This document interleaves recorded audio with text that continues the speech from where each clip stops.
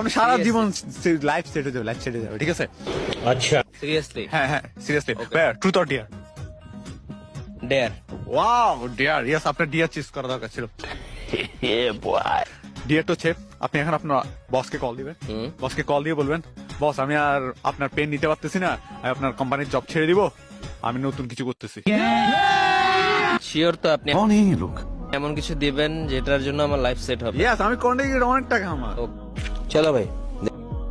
Ring হচ্ছে না? Hello. জি আসসালামু আলাইকুম বস। হ্যাঁ ওয়ালাইকুম সালাম। তামিম, কি অবস্থা? এই তো বস, ভালো আছেন? হ্যাঁ ভালো। বস তোমার কি একটা অবস্থা? কথা, হ্যাঁ বস ভালো। একটা কথা অনেকদিন ধরে বলবো বলবো ভাবছিলাম, কিন্তু বলা হচ্ছিল না, আপনি তো ব্যস্ত থাকেন কি সবসময়। কথা? কি কথা? বস আসলে আপনি যে একটা পেইনফুল বস, ঠিক আছে? এরকম সকালে ডিউটিতে না আসলে প্যারা দেন, যে কোনো টাইমে প্যারা দেন, বেতন ঠিকঠাক টাইমে দেন না, তারপর মানে কোনো কাজে ডিলে করলে বকাঝকা করেন। তো আপনার মতো বালের বসের সাথে আসলে আমি এই ধরনের চাকরি আর করতে যাচ্ছি না। তোমার কাজের প্রতি কোনো কনসার্নই নাই। তুমি এভাবে যেভাবে কাজ করতেছো সেভাবে তো হচ্ছে না। আর তাছাড়া তুমি এখন কি বলতেছো? কনসার্ন নাই কে বলছে বস? আপনাকে আমি হুট করে বললে কি হলো নাকি?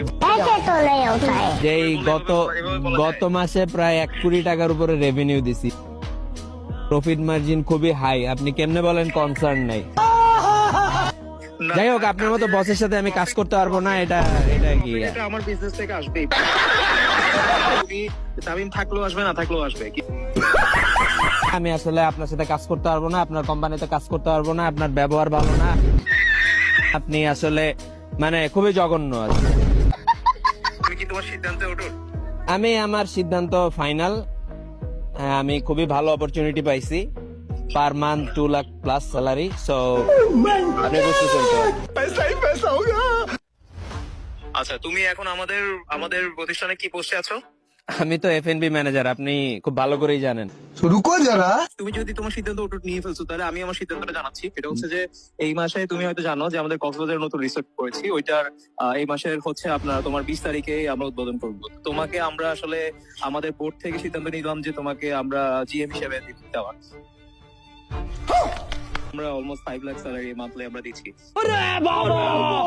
কিন্তু তুমি যেটা আমাকে বললা তোমার সিদ্ধান্ত। বস ব্যাপারটা শুনেন বস, এটা একটা প্র্যাঙ্ক ছিল বস। শুনেন বস, দিস ইজ আ প্র্যাঙ্ক বস, ব্যাপারটা বোঝার চেষ্টা করেন।